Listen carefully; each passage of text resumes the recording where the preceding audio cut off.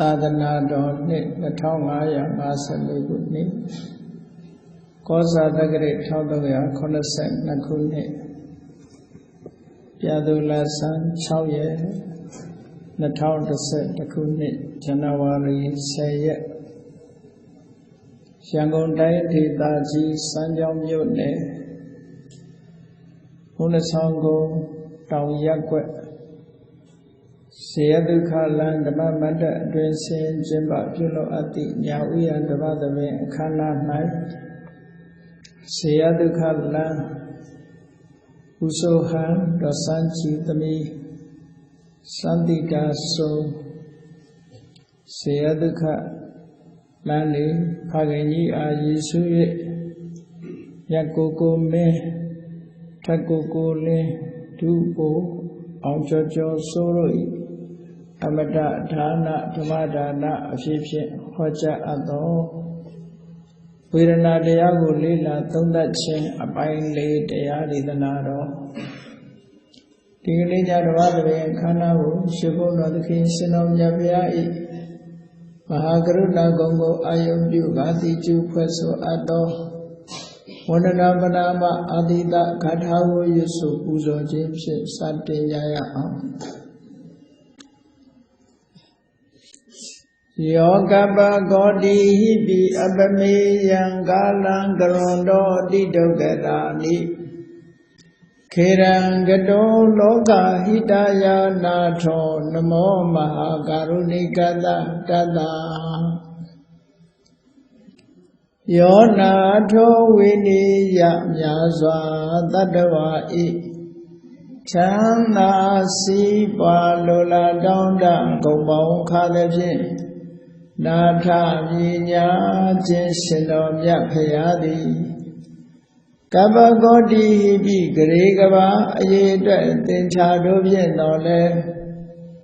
အဘယ်မေယံရေအတွက်တိုင်းတာဖော်ပြခြင်းငါမစွမ်းနိုင်ပါသောကာလံလေးအသင်ချေသိမ့်နေကဘာရှိကြသောကာလပတ်လုံးလောကဟိတယတတလောကဤအကျိုးစီးပွားအလုံးက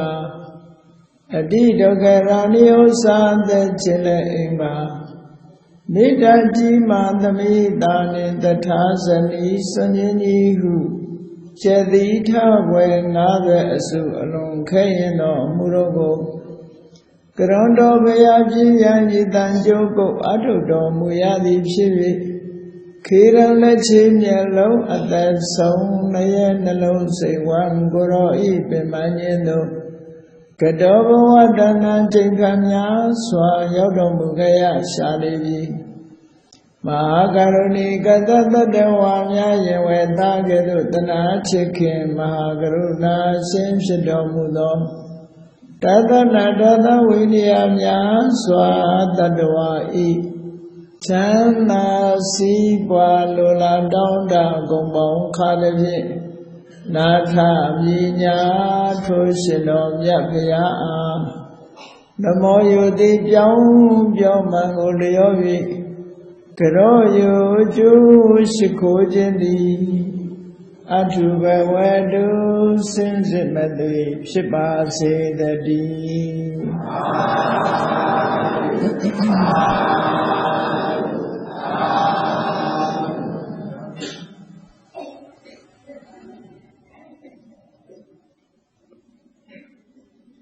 ဝေဒနာတရားကိုလေ့လာသုံးသပ်ခြင်းအပိုင်းလေး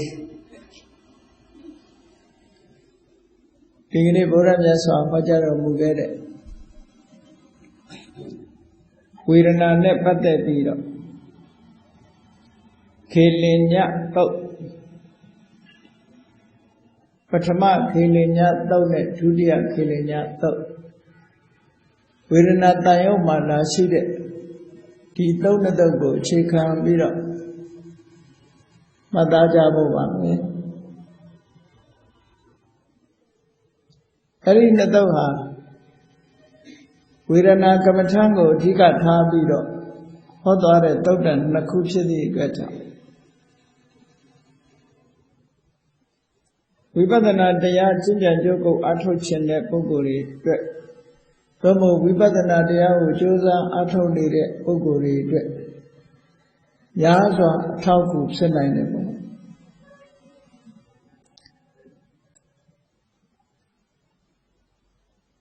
ရသော်ဘုရားက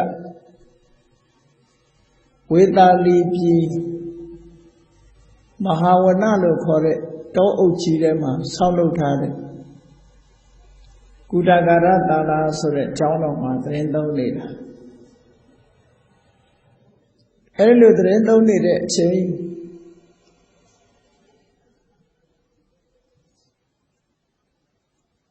ရသော်ဘုရားညနေချမ်းအခါသမယမှာခိလနာတာလာလို့ခေါ်တဲ့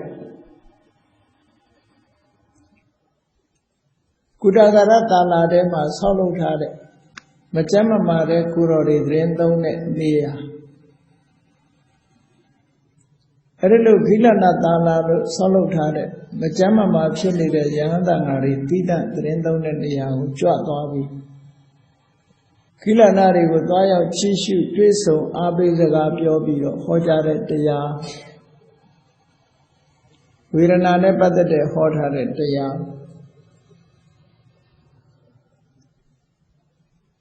အဲဝေဒနာနဲ့ပတ်သက်ပြီးတော့ဟောထားတဲ့တရားနှစ်သုတ်ရှိတယ်ခိလနာတာလာကိုကြွရောက်ပြီးတော့မြတ်စွာဘုရားသခင်ကိုရောမြတ်ကဝေဒနာကမ္မထံကိုအားထုတ်မယ်ဆိုလို့ရှိရင်ပထမဘာကိုအရင်ထူထောင်ရမလဲဆိုတာဟောထားတဲ့သဘောလေးရှိတယ်မဟာသတိပဋ္ဌာန်သုတ်တည်ပင်နဲ့ဝေဒနာနုပဒနာအခန်းမှာဝေဒနာကိုဝေဒနာ၌ဝေဒနာမှာဝေဒနာလို့ရှုပြီးတော့နေတယ်ဆိုတာဘယ်လိုလဲလို့မေးခွန်းထုတ်ပြီးတော့ဝေဒနာရှုပုံအကြောင်းကိုမြတ်စွာဘုရားကတိုက်ရိုက်ဟောသွားတယ်ဒီသုတ်တံမှာတော့အဲ့လိုမဟောဘူး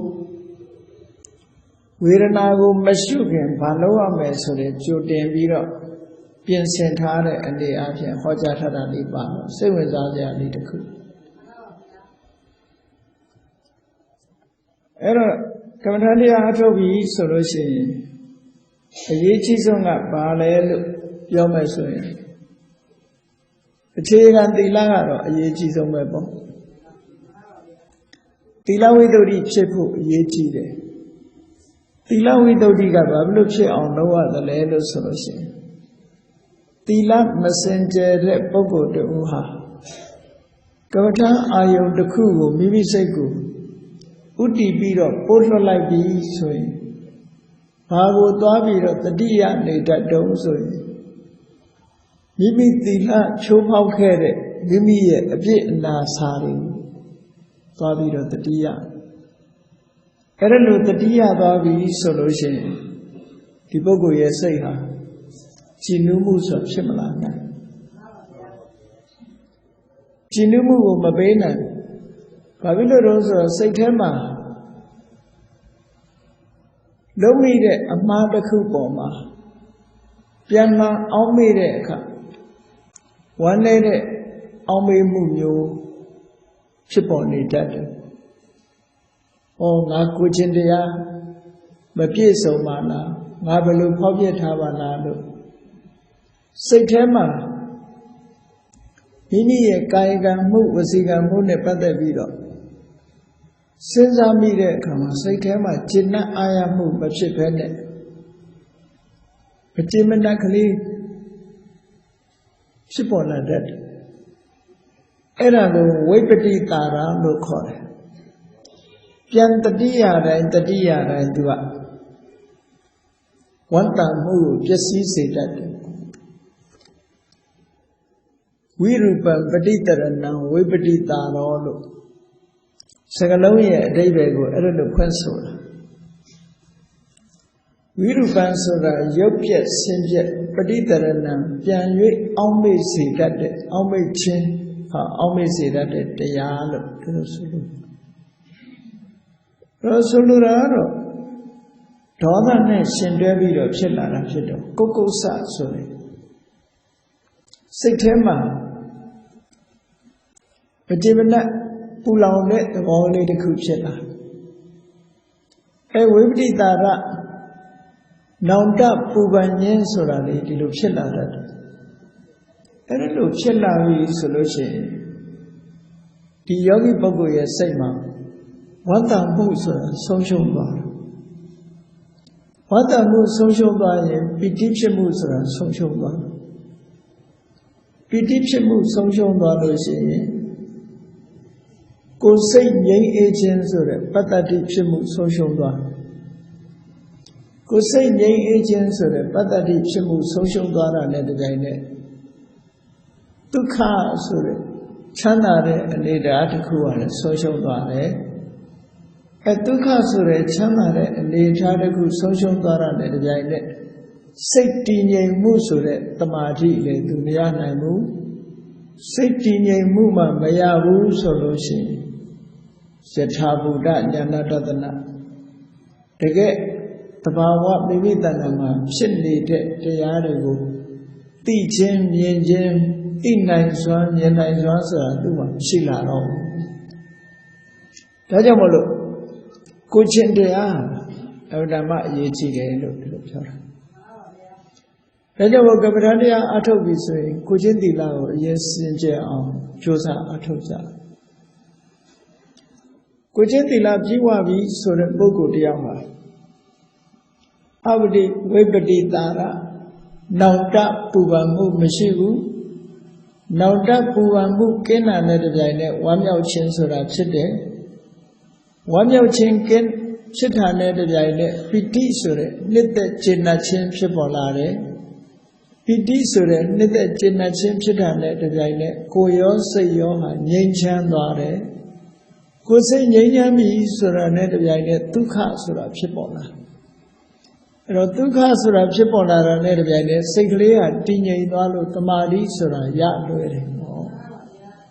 Eight the Marigo, Chekaneka Jaro, Mankanza, Minyendo Kore, Yatabuda, Yanadana, Ariboguya, Tanama Chipona. Ero Tilaga Tila Widow Dido Kore, Tila Sinjemua, Kamata Ato Deniyama, Kulu, Tauku, Pure, Maya. Again, Tila Widow Di, the Shibu solution. The Kakari, Children, and all, Tabia. And the Lawidori Machine Bogo Diama, Sada Widori, Chiposura, the Roli Kayana. And Sada Widori Sura, how Yora does the Marigo Bepura, Tajamo Ubisara, the Mari, Apana, the Mari, where they not do we don't beat the Mari, Sada Widori Namado. We better not the Atobi solution. Kaniga the Mari were tap your like me so Kaniga the Mari, Uzara the Mari, Abana the Mari bo. Ti the Mari told you, where the Mari bears she, the Mari go, check her night and at the Yanet. We put the Nanyam no Koyambe, Yatavuda, Yanadana, Bona Nine. Tilu Solura, no? Era Jamolo. Tila Widodiga, Padra Lelo solution. Tila Widodi, Satan Widodi address. The town we need that doma. The Jango. The Marika Shinponaga Nation, Aribo Bravo, Shinjaga, Ubamane. Tila Sinje Bosura, Tila Sinje on Josara, Padra Nevan Drelalosa. Mahovure, Tila Sinje on Josara, Satan Widodi, Six Sinje book, Lota. Davin Six Sinje Muga, Padre, also, Yatabudan Yanadana. Petty Widodia Sade, Yatabudan Yanadana Widodia. Soluraga, the Sinji to Saint Poda. Ligatin Yanu Bebo. But much legatica, Dudia legated depot, Chegam City. Dudia legatica, Tatia legated depot, Chegam City. Tatia legatica, Satota legated. The Kusi, Dikaton, Lobe. But a man legatico, Matavene, Dudia, Telo Yava. Mayana, no? Dudia Matepene, Tandia Sura, Mayona Mude. Eri and the Tamio Dime, Namatica, Tilawi Doti, low. Tilawi Doti, Chibi Sureka, Seda Widodia, Luraguti Soundine, Seda Widodigo, Luraguti Soundine Sureka. Jatabuda Yanatananas, do Koyare. Titi Widodi. Kenka Widana without deed, so that he sent their Muria, the sense Chipola. Katamu Kutoya met Lanyao, Shishenly, or Lanyao, Nemo Yechira. Babi Baloa, may Babi Baloa. They have a to procedure net to Dora. A good Itogamale, yes of the other in Gorojaga. A chicken is a bit of horror. Killa Natala would Tobido, horrors. Killa Natalama, Sina in the Bogoria, do it also, Killa na Yahandi, to Killa na Yahandi would use to sunshine needed Yahando, Sina in the book. Eroyas of Yaga Killa na Yahandi go Uti Bido, Ba Macy. Virana Kavatanshi, Sazo, Macy, there's a gaga. The door bakery, Baku, Tandasano, Galang, Akamia. Yes, of Yahoo like that, no? The door bakery, Baku, Tandasano, Galang, Akamia. A young Amaga, Ludan. She's a loneliness at her. Chidaya no. The D she be the Senjanian she be Beijing a chain Southside be the Naja Tilubiola, no? The Dimagua, a deep in Yapshit, the Yame a chain lego, Southside be the Naja.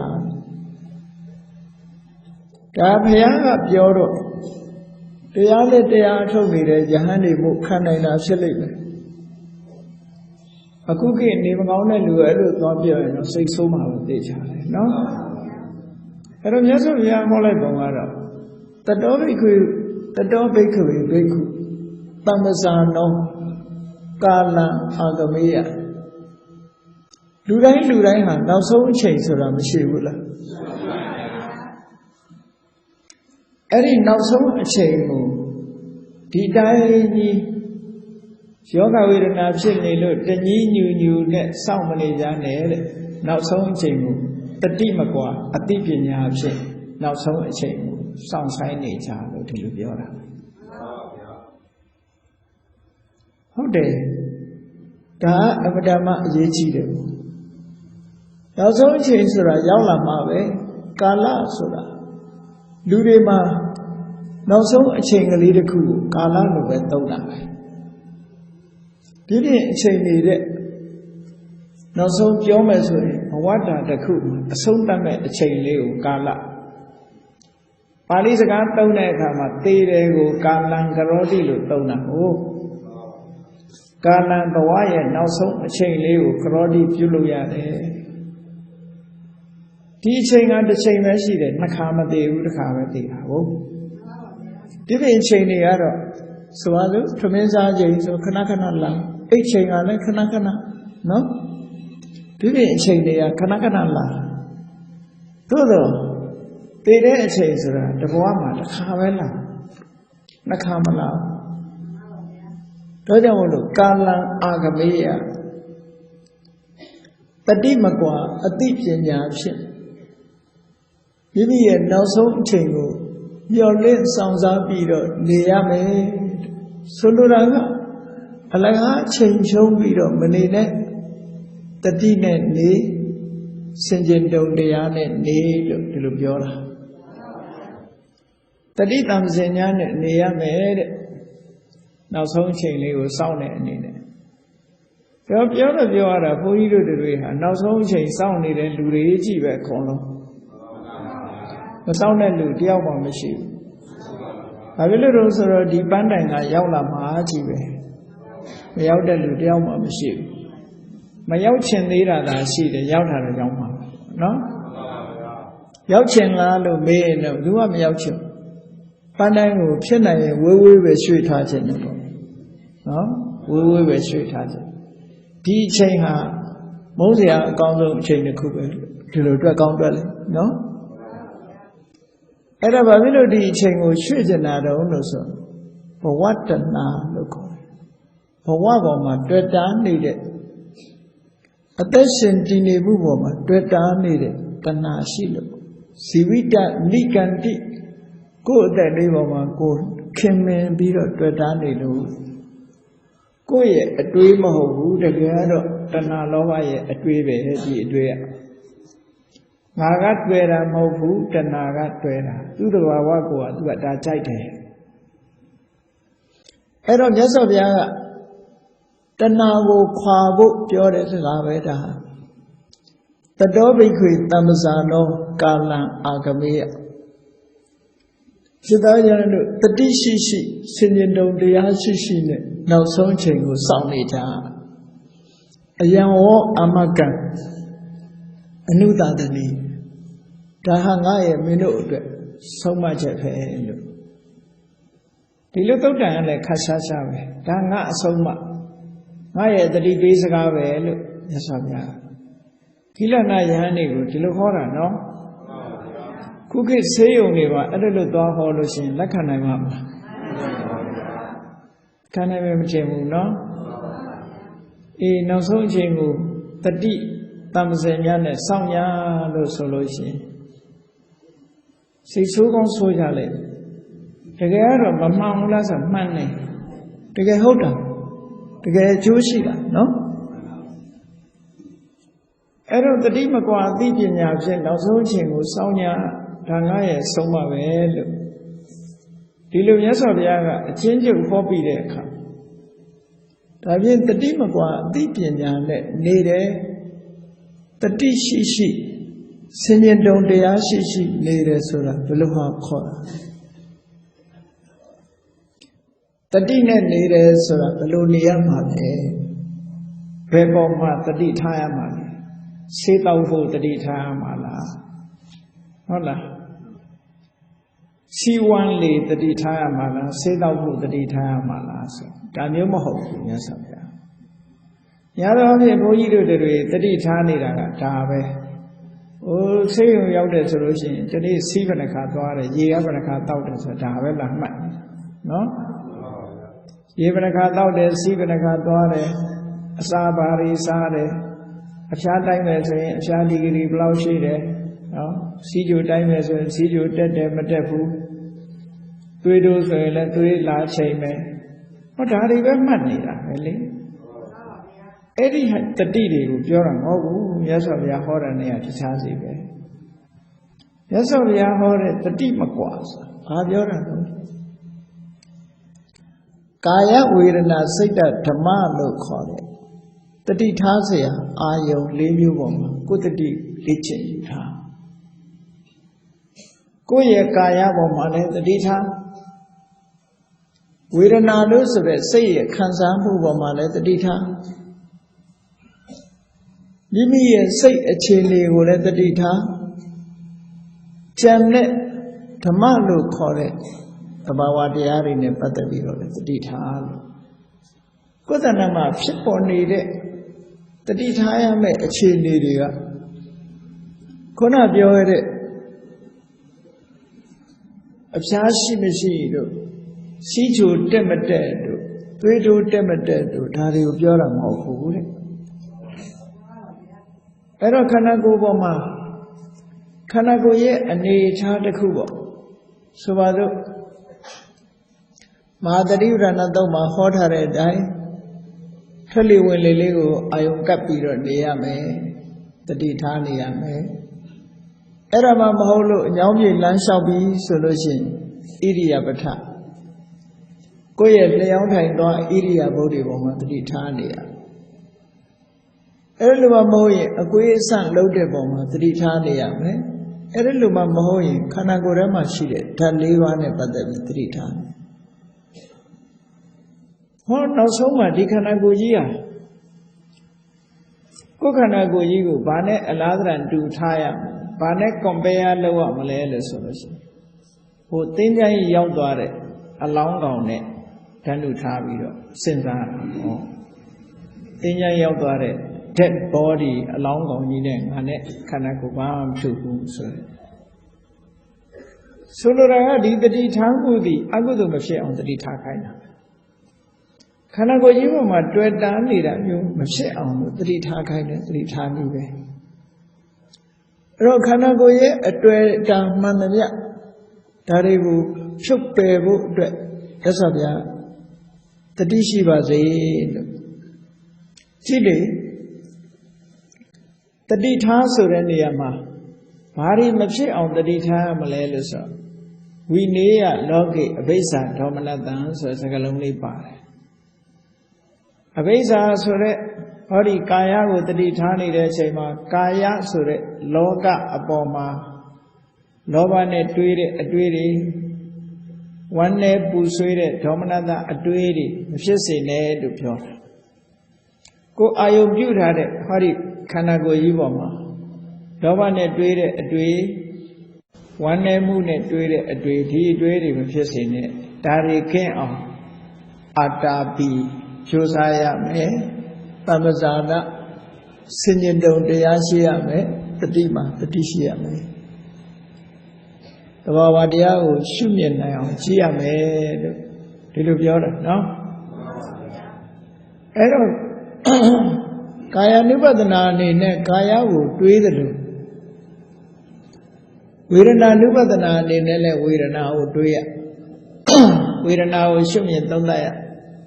စိတ်ဓာတ် ानु ပဒနာအနေနဲ့မိမိရဲ့စိတ်အခြေအနေဖြစ်ပေါ်လာတဲ့စိတ်အခြေအနေတစ်ခုကိုကြည့်ပြီးအော်ငါစိတ်မှာလောဘတွေရှိနေသလားသို့မဟုတ်လောဘမရှိဘူးလားငါစိတ်မှာဒေါသတွေရှိနေသလားမရှိဘူးလားငါစိတ်မှာမောဟတွေရှိနေသလားမရှိဘူးလားအမှန်တိုင်းသိအောင်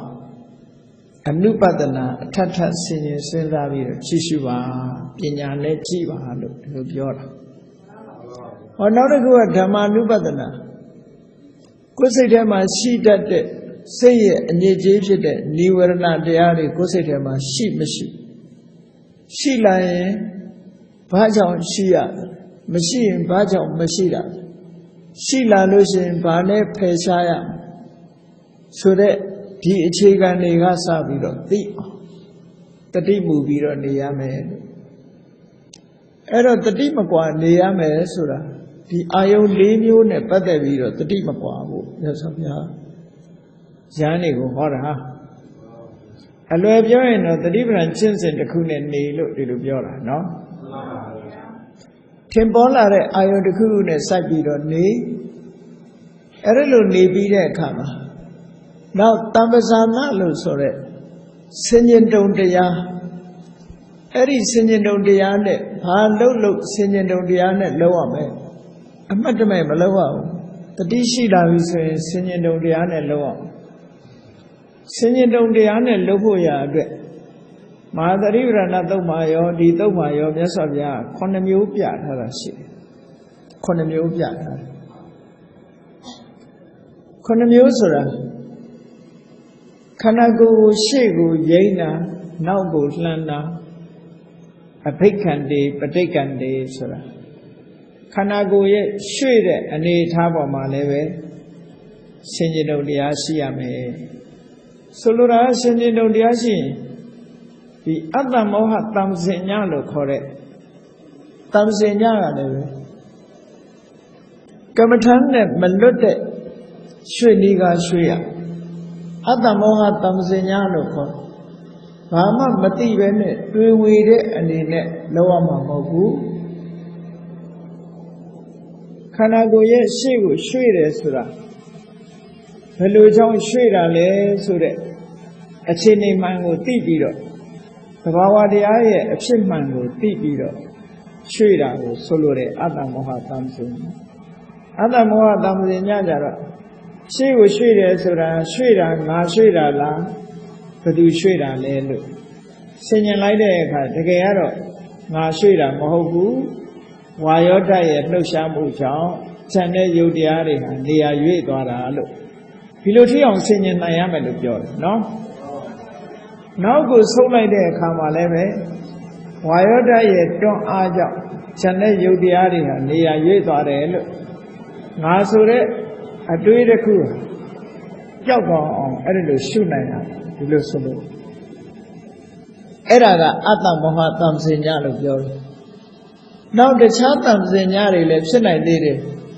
တပ္ပယတံစင်ညတို့တထကတံစင်ညတို့ဂောစရတံစင်ညတို့ဆိုတဲ့တပ္ပယတံစင်ညဆိုတာကိုယ့်အတွက်အကျိုးရှိတာကိုဆင်ញင်ရမယ်အကျိုးရှိမရှိဒီတစ်ခုကိုသိအောင်ဆင်ញင်ပြီးတော့လုပ်တာမျိုးတပ္ပယတထကတံစင်ညဆိုတာကဖြစ်ပေါ်လာမဲ့အကျိုးတရားကိုမျှော်ကိုးပြီးတော့ကြည်တာကောင်းကျိုးရနိုင်သလားမရနိုင်ဘူးလားဆိုတဲ့အကျိုးတရားကိုကြည့်ဂောစရတံစင်ညဆိုတာမိမိနှလုံးသွင်းနေတဲ့အာယုန်တရားနဲ့ပတ်သက်ပြီးတော့ကြည့်တာအဲ့တော့ပေါင်းလိုက်တော့တံစင်ည၄မျိုးအဲ့ဒီတံစင်ည၄မျိုးနဲ့ဘုန်းကြီးတို့တွေကိုယ့်ရဲ့ခန္ဓာကိုယ်ရှေ့ကိုယိမ်းတာပဲဖြစ်စေနောက်ကိုယိမ်းတာပဲဖြစ်စေမျက်လုံးလေးဖွင့်ပြီးတော့ရှစ်တဲ့ကြည်တာဖြစ်စေစောင်းကြည့်တာပဲဖြစ်စေဟုတ်ပါနောက်ပြီးတော့သွားရလာတာထိုင်တာရက်တာပဲဖြစ်စေစားတာတောက်တာပဲဖြစ်စေအဝတ်ကိုပြင်ဝတ်တာပဲဖြစ်စေနောက်ဆုံးမှာကျင်ကြီးကျင်ငယ်ဆွမ်းတာပဲဖြစ်စေအိတ်နေတဲ့အခါပဲအိတ်တော့မဲ့လျောင်းမဲ့အခါပဲဖြစ်စေနိုးနေတဲ့အခါပဲဖြစ်စေစကားပြောတဲ့အခါပဲဖြစ်စေတိတ်တိတ်နေတဲ့အခါပဲဖြစ်စေဘယ်အခါပဲဖြစ်ဖြစ်တွေးဝေပြီးတော့မနေနဲ့အမှန်သိတဲ့အတိတရားလေးနဲ့အလုံးကိုအလုပ်လုပ်ရမယ်လို့ဒီလိုပြောတာအဲ့တော့ကမ္မထာအာယုန်နဲ့အတိညာဟာလွတ်သွားတယ်ဆိုတာမရှိဘူးပေါ့အဲ့ဒီလိုတံစင်ညနဲ့နေလို့မြတ်စွာဘုရားကဟောပြီးတဲ့နောက်မှာအဲ့ဒီယဟန်တွေကိုဝေဒနာကမ္မထာကိုပေးတယ်မြတ်စွာဘုရားဝေဒနာနဲ့ပတ်သက်ပြီးတော့အဲ့ဒီလိုတတိတရားတွေကြီးစွာထားလို့မမေ့မလျော့နိဗ္ဗာန်ကိုဥတည်တဲ့စိတ်နဲ့ကြိုးစားအားထုတ်နေတဲ့အချိန်မှာအခုလိုရှုမှတ်နေတဲ့အချိန်မှာဘာတွေပေါ်လာနိုင်တယ်လဲလို့ဆိုလို့ရှိရင်ဒုက္ခဝေဒနာလည်းပေါ်လာနိုင်တာပဲခန္ဓာကိုယ်ထဲမှာဒုက္ခဝေဒနာလည်းပေါ်လာနိုင်တာပဲအဒုက္ခမဒုက္ခဝေဒနာဆိုတာလည်းပေါ်လာနိုင်တယ်ဝေဒနာ၃မျိုးဟာဆိုင်ရာအကြောင်းတစ်ခုကြောင့်ပေါ်လာမှာပဲအဲ့လိုပေါ်လာရမယ်ပေါ်လာတဲ့အခါမှာသိရမှာဆင်ញင်စဉ်းစားရမှာအဲ့ဒီကြတော့ကမ္မထာအလုတ်အနေနဲ့ဆင်ញင်စဉ်းစားရမယ့်ဟာကဘာလဲကမ္မထာရှုရမှာဘာလဲလို့ဆိုမြတ်စွာဘုရားကအဲ့လိုနေတဲ့အခါမှာတဲ့သိအောင်ကြိုးစားရမှာအော်ငါမှာနေလို့ထိုင်လို့ကောင်းတဲ့ခံလို့ကောင်းတဲ့ဒုက္ခဝေဒနာလေးဖြစ်နေပါလားသို့မဟုတ်ဒုက္ခဖြစ်ပြီဆိုလို့ရှိရင်အော်ငါမှာနေရထိုင်ရခက်လိုက်တဲ့ဒုက္ခတွေငါမှာဖြစ်နေပါလားစဉ်းနေစမ်းသို့မဟုတ်နေလို့ထိုင်လို့ကောင်းတဲ့ဒုက္ခလည်းမဟုတ်ဘူးနေလို့ထိုင်လို့ခက်ခဲတဲ့ဒုက္ခလည်းမဟုတ်ဘူးမသိတာမထင်ရှားတဲ့ခံစားမှုတွေငါမှာဖြစ်လာပါလားအဲ့တော့ဖြစ်လာတဲ့အချိန်မှသိဖို့လိုတယ်ပေါ့ကိုယ်ခန္ဓာကိုယ်ထဲမှာဒုက္ခဖြစ်လာရင်ဖြစ်လာတယ်လို့သိဒုက္ခဖြစ်လာရင်ဖြစ်လာတယ်လို့သိရမယ်အဒုက္ခမဒုက္ခဖြစ်လာတယ်လို့သိရမယ်သိလာတဲ့အခါမှာအဲ့ဒီအတိလေးနဲ့တည်းရမထားနဲ့အောင်နဲ့မြတ်စွာဘုရားခန္ဓာနာမှာဒုက္ခဝေဒနာဒုက္ခဝေဒနာအဒုက္ခမဒုက္ခဝေဒနာတစ်ခုဖြစ်လာပြီအဲ့တော့ဒီဒုက္ခဟာဘာကိုဆွဲမိပြီးတော့ဖြစ်လာတာလဲခုနေရထိုင်ရခက်နေတဲ့ဒုက္ခကြီးဟာဘယ်ကိုဆွဲမိပြီးတော့ဖြစ်နေတာလဲအဒုက္ခမဒုက္ခလို့ခေါ်တဲ့ချမ်းသာတာလည်းမဟုတ်ဆင်းရဲတာလည်းမဟုတ်တဲ့ခံစားမှုဟာဘယ်ကိုဆွဲဖြစ်တာလဲလို့ကိုယ့်အကိုအဖြေထုတ်ကြည့်တဲ့အခါကျတော့ဣမမေဝကာယံပဋိစ္စဥပ္ပန္နာဟောဒီခန္ဓာကိုယ်ကြီးကိုပဲဆွဲပြီးဖြစ်တယ်စဉ်းစားကြည့်လိုက်ရင်ဒီခန္ဓာကိုယ်ကြီးမရှိဘူးဆိုလို့ရှိရင် နေလို့ထိုင်လို့ကောင်းတယ်လို့ပြောကြရရှိပါမလားရှိပါဘူးနေလို့ထိုင်လို့ကောင်းလိုက်တာလို့လည်းပြောကြမရှိဘူးအနေရထိုင်ရခက်လိုက်တာလို့ပြောကြလည်းမရှိဘူးကောင်းလည်းမကောင်းခက်လည်းမခက်ဘူးလို့ပြောကြလည်းမရှိဘူးတဲ့ဟောဒီခန္ဓာကိုယ်ကြီးကိုဆွဲပြီးတော့ဒုက္ခဆိုတာလည်းဖြစ်လာတယ်ဒုက္ခဆိုတာလည်းဖြစ်လာတယ်အဒုက္ခမဒုက္ခဆိုတာလည်းဖြစ်လာတယ်ဒါပထမသုတ်မှာဒုတိယသုတ်ရဲ့ထူးခြားချက်ကလေးကတော့ဘာလို့ဆိုရင်အဲ့ဒါလို့ဒုက္ခဝေဒနာဒုက္ခဝေဒနာအဒုက္ခမဒုက္ခဝေဒနာဖြစ်ပေါ်လာပြီဆိုလို့ရှိရင်ဘာကြောင့်ဒီဒုက္ခဝေဒနာဒုက္ခဝေဒနာအဒုက္ခမဒုက္ခဝေဒနာဖြစ်တယ်လဲလို့စဉ်းစားတဲ့အခါအာယုန်နဲ့စိတ်နဲ့ဆုံတွေ့တဲ့ဖတ်တာကြောင့်ဖြစ်တာပဲအာယုန်နဲ့စိတ်နဲ့ဆုံစည်းပေးတဲ့ဖတ်တာကြောင့်ဒုက္ခဝေဒနာပေါ်တာဒုက္ခဝေဒနာပေါ်တာအဒုက္ခမဒုက္ခဝေဒနာပေါ်တာလို့ဒီလိုအဖြေထွက်လာအဲ့ဒီအဖြေထွက်လာပြီးတဲ့အခါကြည့်နော်ခုယောဂီပုဂ္ဂိုလ်အနေနဲ့အာယုံစူးစိုက်နေတဲ့အခါတတိမကွာတတိတံပစဉ္ညာနဲ့တတိမကွာအသိပညာဖြင့်နေလိုက်တဲ့အခါမှာဒုက္ခဖြစ်လာတာသိတယ်ဒုက္ခဖြစ်လာတာကိုလည်းသိတယ်အဒုက္ခမဒုက္ခဖြစ်လာတာကိုလည်းသိလိုက်တယ်ဒါအသိတစ်ခုသိလာပြီးတဲ့နောက်ဒီဒုက္ခဒုက္ခအဒုက္ခမဒုက္ခဆိုတဲ့ဝေဒနာဟာဘာကိုဆွဲမိပြီးတော့ဖြစ်တာလဲလို့ဆိုဟောကာယကိုဆွဲမိဖြစ်တယ်လို့နောက်တစ်ခုအသိတစ်ခုတိုးတယ်သို့မဟုတ်ဖတ်တာကိုဆွဲမိပြီးတော့ဖြစ်တယ်လို့သူအဖြေထုတ်တယ်အဲ့ဒီလိုအဖြေထုတ်ပြီးတဲ့အခါမှာနောက်ထပ်ဆက်ပြီးတော့ဝိပဿနာဉာဏ်နဲ့ဆင်ញင်စဉ်းစားမှုမြင်လာမှုကဘာတော့ဆိုလို့ရှိရင်ဟောဒီဒုက္ခဒုက္ခအဒုက္ခမဒုက္ခဝေဒနာရဲ့စွဲမိရာဖြစ်တဲ့ဟောဒီကာယကြီးဟာလည်းမမြဲဘူးဖြစ်ပေါ်လာတဲ့ဒုက္ခဒုက္ခအဒုက္ခမဒုက္ခဆိုတဲ့ဒီခံစားချက်တွေကလည်းမမြဲဘူးတဲ့နှစ်ခုစလုံးကိုနော်ဒီကာယကလည်းမမြဲဘူးဒီကာယကိုစွဲမိပြီးတော့ဖြစ်တဲ့ဝေဒနာကလည်းမမြဲဘူးဒုက္ခဝေဒနာကလည်းမမြဲဘူးဒီကာယကလည်းမမြဲဘူးကာယကိုမှီပြီးတော့ဖြစ်နေတဲ့ဒုက္ခဝေဒနာကလည်းမမြဲဘူးကာယကလည်းမမြဲဘူးကာယပေါ်မှာမှီပြီးတော့ဖြစ်နေတဲ့အဒုက္ခမဒုက္ခဝေဒနာကလည်းမမြဲဘူးလို့ယောဂီပုဂ္ဂိုလ်ကရှင်းရှင်းကြီးမြင်လာအဲ့ဒီမြင်လာတာကိုသူဘာနဲ့အတည်ပြုတော့လို့ဆိုလို့ရှိရင်မမြဲတဲ့ကာယမမြဲတဲ့ဝေဒနာကိုမှီပြီးတော့ဖြစ်လာတဲ့တရားမှန်သမျှဘယ်မှမြဲမလဲဒါဟုတ်တာပေါ့မမြဲတာကိုအကြောင်းပြုပြီးတော့ဖြစ်ပေါ်လာတဲ့တရားတစ်ခုဟာဘယ်မှမြဲတဲ့တရားဖြစ်နိုင်လို့မမြဲတာကမွေးထုတ်လိုက်တာမမြဲတာပဲဖြစ်တော့မှာပေါ့အဲ့ဒါလို့စဉ်းကျင်စဉ်းစားကြည့်လိုက်တဲ့အခါမှာကာယရဲ့မမြဲတာလည်းသိသွားတယ်ဝေဒနာရဲ့မမြဲတာတွေကိုလည်းသိသွားတယ်သိသွားပြီးတော့သူကအဲ့ဒီဝေဒနာတရားလေးနဲ့ပတ်သက်ပြီးဒီဝေဒနာဆိုတဲ့အာယုံလေးကိုအနိစ္စနုပတ္တိမမြဲတဲ့ရှုထောင့်ကထိတယ်။အော်ခံစားမှုဆိုမမြဲပါလား။ဖြစ်ပြီးတော့ပြတ်သွားတဲ့သဘောလေးတွေကိုသူမြင်လာတယ်။ဝေယဓမ္မနုပတ္တိဝေယနုပတ္တိပျောက်ကွယ်သွားတဲ့သဘောလေးတွေကိုမြင်လာတယ်။ဝိရာဂနုပတ္တိကင်းပြတ်သွားတဲ့သဘောလေးကိုမြင်လာတယ်။နိရောဓနုပတ္တိချုပ်ငြိမ်းသွားတဲ့သဘောလေးတွေကိုမြင်တွေ့လာတယ်ကိုရှုနေတဲ့ဝေဒနာလေးဟာတီးနေတာမဟုတ်ပဋိနိဒကနုပတ္တိစွန့်လွတ်လိုက်ရတဲ့အနေအထားလေးတစ်ခုကိုမြင်လာတယ်ဒါဝေဒနာနဲ့ပတ်သက်ပြီးတော့ဒီလိုအမြင်ဟာဖြစ်လာမှာပဲဒါသိကြ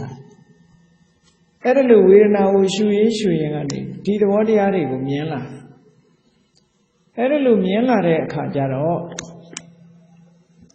ဒါတွေကိုရှုရင်နဲ့မမြဲတဲ့သဘောတွေကိုမြင်လာတဲ့အခါမှာဒုက္ခဝေဒနာကိုပဲခံစားဒုက္ခဝေဒနာကိုပဲခံစားအဒုက္ခမဒုက္ခဝေဒနာကိုပဲခံစားဘယ်ဟာမှမမြဲဘူးလို့ရှင်းကြီးမြင်လာသည့်အတွက်ကြောင့်ဒီဝေဒနာတွေပေါ်မှာတွေ့တာဆရာဆိုတာသူရှာမတွေ့တော့ဘာလို့လို့ဆိုရင်တွေ့လို့မှမရတာဖြစ်ပြီးပြတ်သွားတာဟုတ်ဖြစ်ပြီးတော့ပျောက်သွားတဲ့အရာတစ်ခုပေါ်မှာကိုကဆက်ပြီးတော့အာကိုတကြီး Fedre Talo Beshido. Edajamulo, Fedre Tasia, Mashidi Dredja, Widana Nepateviro, Dredasia Sura, Mama Mashibu. Oh, Dreta Musura, Singa Senior like that, Kajara. Dilo Miela de Kam, Tuka Widana Woma, Pipoli Shide, Raga Ludia Sura, Pesha like Night. Hablo Rose, Luha. Chanabi solution, not a chana genet duly mawemula. When a say lavi solution, every say a move, Sanchenet, Dona duly mawemula. A chanare so in chanare a duibu, lulare Ragandu de Asura, Chede, say illusion, say a move bomber. Say yet, Dona treaded. Pratiga Nudea Sura, Wenare. Aduka Maduka Lukore, Chandara Lemo, Sera Lemo de Kajaro, Bahama Machitalu Nila, always I do the answer Wenare. Madila Fuli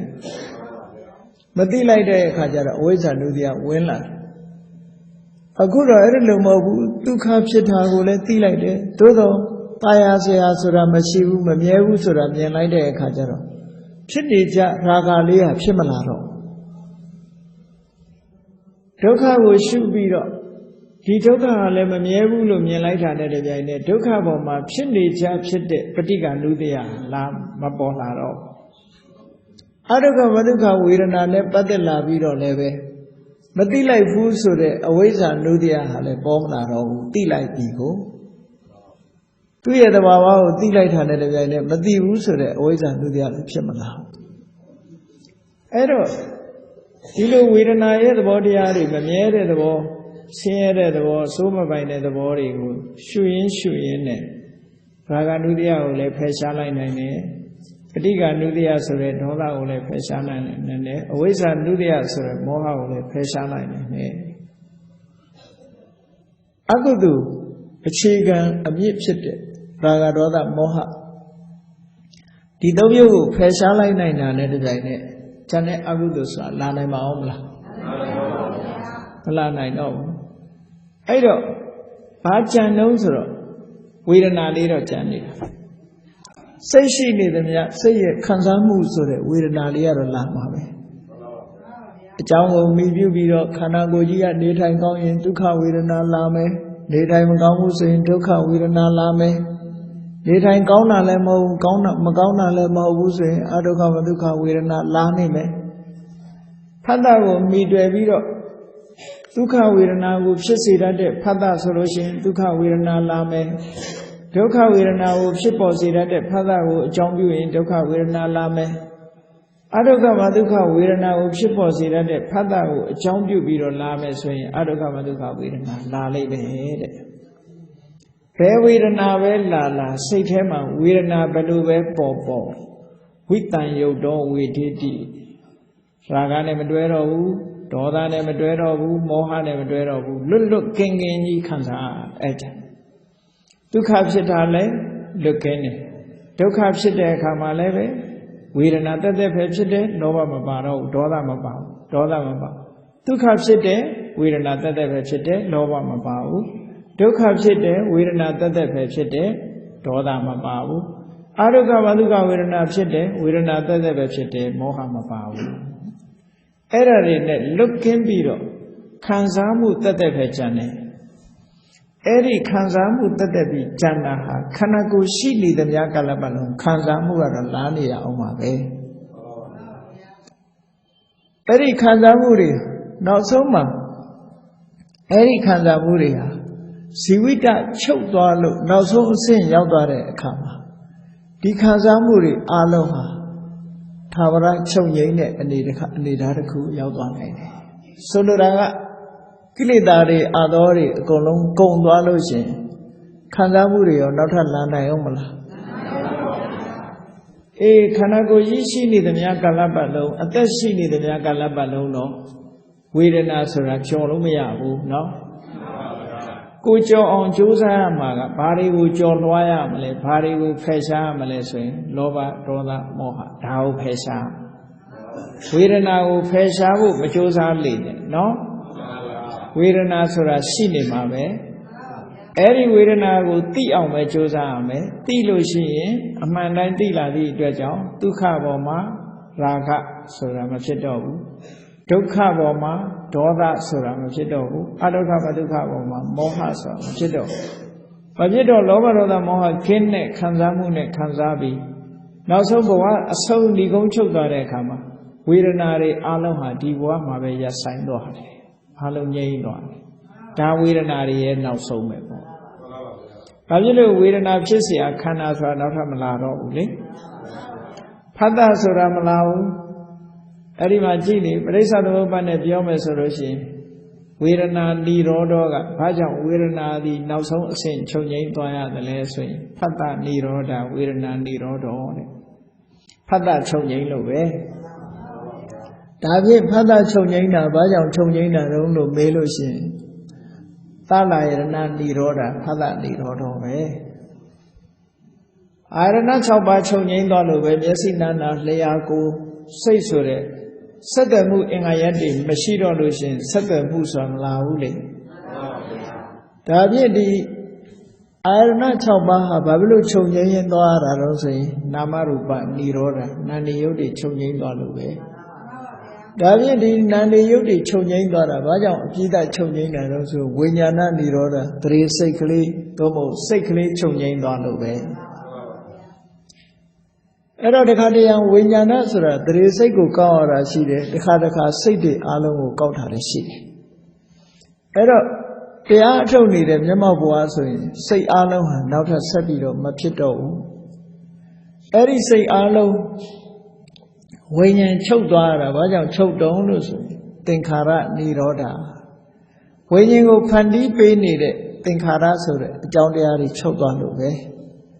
အဲ့သင်္ခါရချုပ်တာကြဘာကြောင့်ချုပ်တာတော့ဆိုအဝိဇ္ဇာនិရောဓအမှန်မသိဘူးဆိုတဲ့အဝိဇ္ဇာချုပ်သွားလို့ပဲအဲ့တော့ဘာလို့အမှန်မသိဘူးဆိုတဲ့အဝိဇ္ဇာကချုပ်သွားတာတော့ဆိုဝိပဿနာကျင့်စဉ်ကျင့်တာကိုဝိပဿနာကျင့်စဉ်ကိုကျင့်လိုက်တဲ့အခါကျတော့ဒီအဝိဇ္ဇာဟာအာပြော့သေးသိမ့်သွားပြီးတော့မဲ့အစဉ်စဉ်ဖို့အစဉ်စဉ်ရလိုက်တာနဲ့တပြိုင်နက်သူကလုံးဝပျောက်ကွယ်သွားလုံးဝဖယ်ရှားပြစ်လိုက်နိုင်တယ်ပေါ့ဆိုလိုတာကမဲ့ညာဖွညာရသွားတယ်ပေါ့မဲ့ညာဖွညာရရဲ့အဝိဇ္ဇာဟာအဝိဇ္ဇာယတွေဝအတိတဝိရာဂនិရောဓသင်္ခါရនិရောဓအရတ္တမဲ့ဖြင့်ကျွမ်းကြံမရှိအောင်ချုပ်လိုက်တာနဲ့တပြိုင်နက်သင်္ခါရလို့ဆိုတဲ့ကံတရားတွေချုပ်သွားတယ်ချုပ်သွားရင်ဝိညာဏဆိုတာချုပ်တယ်ဝိညာဏချုပ်လို့နာမရူပဆိုတဲ့နာယုတ်တွေချုပ်တယ်နာယုတ်တွေချုပ်လို့သလယရဏဆိုတာချုပ်တယ်သလယရဏချုပ်လို့ဖတ်တာဆိုတာချုပ်တယ်ဖတ်တာဆိုတာချုပ်လို့ဝေဒနာဆိုတာချုပ်သွားတယ်ဒါကြောင့်မို့လို့ဝေဒနာဟာထာဝရအငြိမ့်တအနေနဲ့ဒီဘဝတွေမှာပဲအဆုံးသတ်သွားတယ်ဉာဏ်နာဖြစ်သွားတဲ့ပုဂ္ဂိုလ်ဖို့ဒီလိုအဆုံးသတ်သွားအဲ့ဒါလို့မြတ်စွာဘုရားကခိလနာပုဂ္ဂိုလ်တွေကိုဒီလိုဟောတာဒီသုတ်တန်နှစ်ခုစလုံးဟာကြည့်ဟောထားပုံညအတူတူပဲပရမသုတ်တန်ကကာယကိုဆွဲမိပြီးတော့ဒုက္ခဒုက္ခအဒုက္ခမဒုက္ခဖြစ်တယ်လို့ဟောပြီးတော့ဒုတိယသုတ်တန်ကျတော့ဖတ်တာကိုဆွဲမိပြီးတော့ဒုက္ခဒုက္ခအဒုက္ခမဒုက္ခဖြစ်တယ်လို့ဒီလိုဟောတယ်အဲ့တော့ပို့ပြီးတော့ရှင်းအောင်မြတ်စွာဘုရားကဗာအမိန့်ရှိတယ်လို့ဆိုလို့ရှိရင်မိတောက်ကလေးနဲ့ဥပမာပေးအားလုံးဟာစီမီကွက်ခုခေတ်ကတော့စီမီကွက်တိတ်မထွန်းတော့နော်ဖျောင်းနိုင်ထွန်းနေထားပါတော့ကဲစီမီကွက်ဆိုလို့ရှိရင်စီရှိရတယ်မီးစာရှိရတယ်စီနဲ့မီးစာပေါ်မှာမှီပြီးတော့မိတောက်ကလေးဟာတီးနေရဖျောင်းနိုင်မီးဆိုလို့ရှိရင်လည်းဖျောင်းနိုင်ကမီးစာရယ်ဖျောင်းစီရယ်ဒီနှစ်ခုကိုဆွဲပြုတ်ပြီးတော့ဒီမိတောက်ကလေးဟာရှင်သန်နေတာတောက်နေတာကဲစီလဲကုံသွားတယ်မိစာလဲကုံသွားတယ်ဆိုလို့ရှိရင်ဒီမိတောက်လေးကငြိမ့်မသွားဘူးလားငြိမ့်ပါပါဘုရားအဲ့ဒီမိတောက်ကလေးနဲ့ဗာနဲ့တူတော့ဆိုရင်ဝေဒနာနဲ့တူတယ်အဲ့ဒီဝေဒနာလေးဟာအခုပြောခဲ့တဲ့ဆိုင်ရာကာယတို့ဖတ်တာတို့ရှိနေလို့အဲ့ဒီပုံမှာမှီပြီးတော့သူကဖြစ်နေတာအဲ့တော့ကာယတို့ဖတ်တာတို့ဟာအကုန်လုံး Sapu low benida, Siga Baduga te benida, long nida, Kayaro, Padaro, so that Misa lady see Siga Balelo say Ragaro, Dodaro, Moharo, so that Kirida Siri bo. Eri Siri, Kirida Siri net the Kaya Pada so that Misa Boma, me beauty, Wirida so that meet up for the city. Ero Kayaro, Padaro, Yen Dore, Ragaroda, Moha so that Kirida Siri, Yen Dore, so that Kajaro. The Miralia, Celebido, Shentan, and Zomashi to the Yenda. Erelu Yenda and Yenda go where neighbor no corner. Era neighbors are like Shamani, no? Neighbors are like Shine, Bemaron, no? Neighbors are Bemashi, no? Yoy. Oh, Hindra, don't ever see the neighbor, not do it. Paco down back a neighbor no. Error neighbor soda. Yes, of Yaga, Rohita that told him, Maro. Hori, Talan, a tainta seeded, Talamya seeded, Himi Kanagore Mare. Loka Sorale seeded, Loka Taburia Sorale seeded, Loka Niroda, neighbor Sorale seeded, Loka Niroda Gavini, Petibera Sorale seeded. Hotely, Kudanama dem of Sindida. Dear one wine leader machine, a low ma ditema lower. No Gavana, I own it, the Chala Shamlin, the Asha go my dressa, ditema. This are Liban and Bioman solution. Yes, of Yana, this are Livas, Gavana to beta. Gavana, yet, Ayo, Shaka Valley, Toka Dessa. Toka Dessa, Gavana, Ayo me. Vipadana Jane, Ayo Bioma, so I took at this area, the area, Ayo Bioma.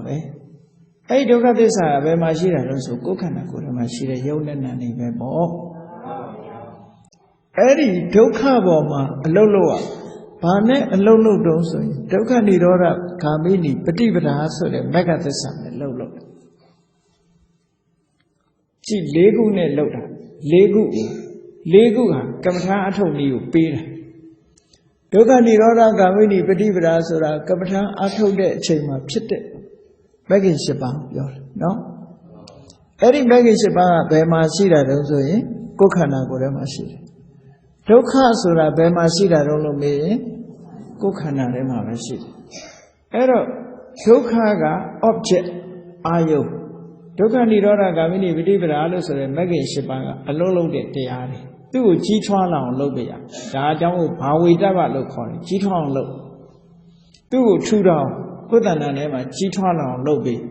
Pari Chitwan on Loam Rosa, Kua Chitwan on Loda, Lowari Gila on Lode, Dodari Gila on Lode, no? Mohari Gila on Lode.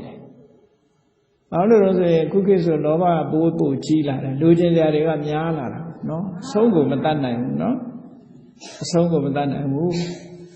Error Lovaria, Yamia, Chitron Loa Maga, Baros, Tamadeti, Tamadingaba, Tamawasa, Tamakamanda, Tama Asiwa, Tamawayama, Tamatati, Tamatamadi, Surati, Megashiba, Kudanama, Chief Twala. Pane Chitwala on Loa Malelus, Dokabo, my legend below Loa. Tabi Yalare, Chua, Banelus, Tamuria Losure, Tanago, Peshavi, neighbor, Dokandi Roda, Sure, neighbor, your future. Alone the coup pay the coup ya. Da but my chilan or Masomane Dudia chilan Yana Mamla. The coup pay like not a coup ya you like day.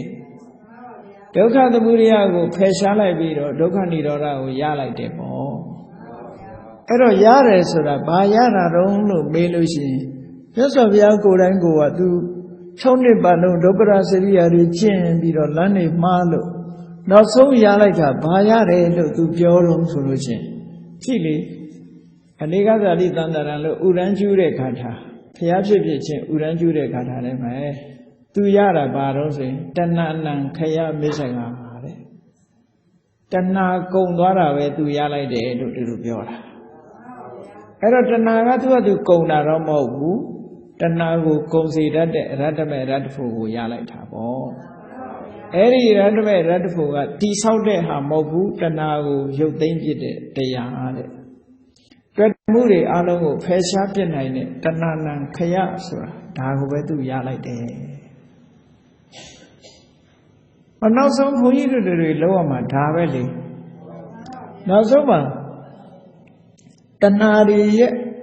for what Tanari yet consume Sayama. Erago, Panema, for what Kona in the lesson, Radame Radpunema Kona in the bone. Davi Radame Radpu, Panema Yana in those saying, we better than Yanema Yana. We better than the Amatowene, Radame Radpu, some Yahu. No, we better now. Patama Saint Atode Kama, Todabadi met Todabadi Poveya. Tudia 2 million Biro Atode Kajaro, the Garagami Poya. Tadia Senior Biro Atode Kajaro, Nagami met Nagami Poya. Oh, Sadota, a Mienzo, a Senior, Swan Tesso, Wibadana, Yare Kajaroma, Radame Radpuso, Yare. Soluraga 2 Wibadana net 2 way. We better not the Kurani, Melu, Fulu, the Kare Pamdora Mahoku, the tiny of Chichin Chime. Though we better not the Kure Atota Neri, we better not the Kurani, Meliva, Fuliva, Sula, Yonaji, Tolota Mahoku. Dodabadi Tolo Bede, we better not the Ku. The Garagami for Tolo Bede, we better not the Ku, and Nagami for Tolo Bede, we better not the Ku, Radame Radpo, Tolo Bede, we better not the Ku. A sense, me, Bobby, Mimian, Sai that did Bobo, your teller. We better not Nya, Botella. Botella, we better not never. Botella, Radame Radpo Suraya, Tajamu, Dodabadi Mego. Correct, Hama, Tatana, look, correct. Tatabadi Mego, Tatana, Surane, philosophy, look, all maybe, no? Tatana Sura, Nevango, but Mazo, Yenet, the Yard, to the Jar. This are Levago, but Mazo, Yene, Nevango, but Mazo, Yene, Tajamu, Tatana, Tatabadi Mego, Tatana, look, to Asabi of Yena. The Garagami me Nagami me Radame do Jano, Pavana look hot. Eddie Tatanagani, 2 million. 2 million look through Pavana look hot. Samyanaga Todabadi me 2 million and Yango Tassim Biro, 2 million Pavana. Erelu Mahoy, Todabadi mega mine. Nevanga the cha, the Garagami megamina, Nevanga the cha, Nagami megamina, Nevanga the cha, Radmegamina, the cha, look, Chimney Rula. Elajamulo, Edelu, Yoram Hobu, Todabadi men and Mina, Nevango, where Tassim Biro. Clear shit on Talo, to Yora, no? A mere ha Popo Biro, Shemin Jababa on Lota, Mina, Mibigavi. Elajamulo. Vipadananya a sense in it. Akulu, Jinja Joko Ato Dwajim Shin, the Alsoma, Tanaragari, Alum Feshan Naindo, Aweza Sare Kilidari, Alum Shinlin Feshan Naindo. Kandamu Sure, Viranaliu, among a candy on Josa Ato Lushi, Tari have Feshan Naindo. Tilumyas of Yara. Erajamu Vilana Dala, which are with a Yasovia, Virana Kamatan Hore and in a corner. Chidayano a Dimagua, a Dipiana, now so a chango, sounds high Viro, Nature, Dangai, a Soma, Dilum Yasovia, Virana Nepate Biro, Diago, Hojaro Mura Shibare, Tajamu Dia chicken, the Rose break that boundary. Virana Gamatan was Jinja Jogo, Ato Javi Sure Chema. She was a 13 Tamzanya, 2 download, 30 Tamzanya, she kinda there kama. Yimido Tanama Chipola, Tuka Virana Webchisi, Tuka Virana Webchisi, Aduka Maduka Virana Webchisi. 2 Viranari was semi be a killer daddy. ဖြစ်နေကြရှိတဲ့ဖြစ်နေကြဖြစ်နေတဲ့ရာဂနုတယတို့ပဋိက္ခနုတယတို့အဝိဇ္ဇာနုတယတို့မဖြစ်အောင်ဝေဒနာရဲ့သဘာဝကိုဆင်ញင်သုံးသပ်ခြင်းဝေဒနာရဲ့မမြဲတဲ့သဘောကိုဆင်ញင်သုံးသပ်ခြင်းဖြင့်ထိုဝေဒနာတွေပေါ်မှာတွေ့တာနေတဲ့ကိလေသာတွေပိတ်ဆို့နေတဲ့ကိလေသာတွေအလုံးဖယ်ရှားလို့နောက်ဆုံးမှာဝေဒနာတွေဟာအကြောင်းကုန်သည့်အတွက်ကြောင့်ရှေ့ဆက်เสียမရှိလို့နောက်ဆုံးချုပ်ငြိမ်းသွားသည့်အဆင့်ရောက်မှသာလေတို့တွေရဲ့ဒုက္ခတွေဟာအဆုံးသတ်မှာလို့ကိုယ်စီကိုယ်ငါသဘောကျပြီးစင်ကြံကြုတ်ကုတ်အားထုတ်တော်မူနိုင်ကြပါစေကုန်သတည်း